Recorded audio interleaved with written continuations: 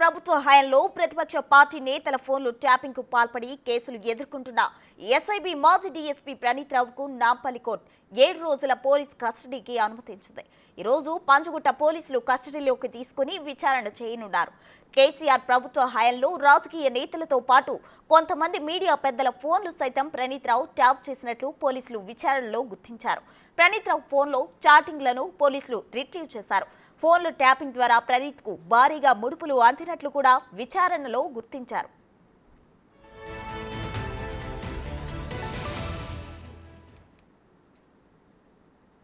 దీనికి సంబంధించి పూర్తి అప్డేట్స్ మా ప్రతినిధి రానా ప్రతాప్ అందించడానికి సిద్ధంగా ఉన్నారు. రానా, చెప్పండి, బీఆర్ఎస్ ప్రభుత్వ హయాంలో ప్రతిపక్ష పార్టీ నేతల ఫోన్లు ట్యాపింగ్ చేశారు మాజీ డీఎస్పీ ప్రణీత్ రావు. దీనికి సంబంధించిన అప్డేట్స్ ఏంటి?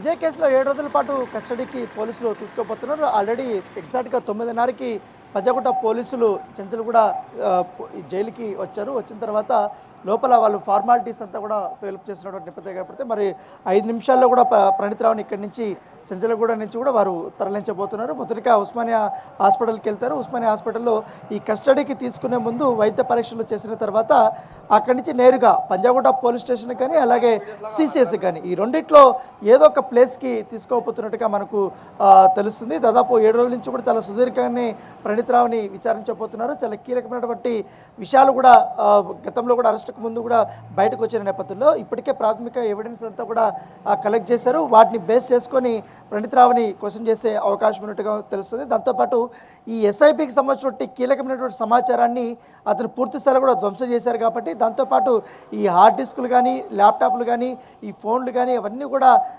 డిస్ట్రాయ్ చేశాడు. వాటిపైన కూడా అతనిపైన కేసు నమోదైంది కాబట్టి పైగా ఈ ఇన్ఫర్మేషన్ అంతా సెన్సిటివ్ ఇన్ఫర్మేషన్ అంతా కూడా డిస్ట్రాయ్ చేసి దాంతోపాటు తన పర్సనల్ హార్డ్ డ్రైవుల్లో అతను సేవ్ చేసుకోవడము, తర్వాత రీప్లేస్మెంట్ చేయడం, పాత హార్డ్ డిస్కుల ప్లేస్లో కొత్త హార్డ్ డిస్కుల్ని పెట్టడం, ఇవంతా అనేక అతని పైన ఆరోపణలు వచ్చాయి కాబట్టి వాటిపైన కూడా ఇప్పటికే విచారణ చేస్తున్నారు. అవంతా కూడా ఎవిడెన్స్ ఇప్పటికే ఎస్ఐపి అధికారులు కలెక్ట్ చేసినటువంటి నేపథ్యం కాబట్టి పంజగుట్ట పోలీసులు కూడా అవన్నీ కూడా ఎవిడెన్స్లు దొరికాయి. దాంతోపాటు అతని కింద పనిచేసినటువంటి ప్రతి ఒక్క ఎంప్లాయీస్ కింద కూడా ఇప్పటికే అనేక విధానాలు కూడా వారు విచారించిన విచారణలో కీలక అంశాలను కూడా బయటపడినటువంటి నేపథ్యం కాబట్టి వాటిని బేస్ చేసుకొని ఈ యొక్క తొలి రోజు నుంచి కూడా అతన్ని క్వశ్చన్ చేసే అవకాశం ఉన్నట్టుగా తెలిసింది. దాంతోపాటు ఈ 7 రోజులు ఎవరైతే అత్యంత క్లోజ్గా పనిచేసినటువంటి వ్యక్తులు ఎవరుతున్నారో ప్రణీత్ రావుకి సహకరించినటువంటి వ్యక్తులు ఎవరో వాళ్ళందరినీ కూడా రోజుకి ఒకరిని చొప్పున పిలిపించి వారిని కూడా ముఖాముఖి ఎదుటిగా కూర్చోబెట్టి వారిని క్వశ్చన్ చేసే అవకాశం ఉన్నట్టుగా మనకు సమాచారం అవుతుంది. దాంతోపాటు ఈ ప్రభుత్వం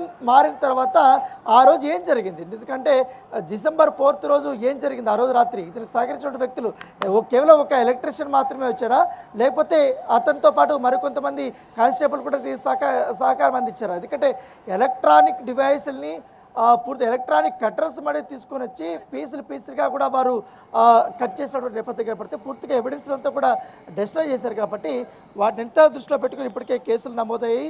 దాంతోపాటు ఇప్పటికే ఈ కేసులో చాలా కీలకమైనటువంటి వ్యక్తుల యొక్క ఫోన్ ట్యాపింగ్లు అన్నీ జరిగాయి. వారి యొక్క కుటుంబ సభ్యులు కానీ వారి యొక్క వ్యక్తిగత చాటింగ్ అంతా కూడా అతను చూసాడు. సమాచారం అంతా కూడా ఒక రాజకీయ నేతలకి కానీ అలాగే అప్పట్లో ఎస్ఐపి చీఫ్గా ఉన్నటువంటి వ్యక్తికి చేరవేశాడంటూ కూడా పోలీసులకి అనేక విధాలుగా కూడా సాక్ష్యాలు దొరికినటువంటి నేపథ్యం అయితే కనపడుతుంది. సో 7 రోజుల పాటు కూడా కష్టపడుతుంది కాబట్టి ఈ 7 రోజుల్లో అనేక కీలకమైనటువంటి అంశాలు అనేది పడతాయని కూడా చెప్తున్నారు. ఎందుకంటే ప్రతిపక్ష నాయకుల్ని టార్గెట్గా కూడా వారు ఈ యొక్క కార్యక్రమాలు చేస్తున్నారు కాబట్టి మరొక 2 minutes 3 minutesలో ఈ యొక్క ప్రణీత్ రావు ఇక్కడి నుంచి ప్రణీత్ రావుని జైలు నుంచి పంజగుట్ట పోలీస్ స్టేషన్కి తరలించబోతున్నారు.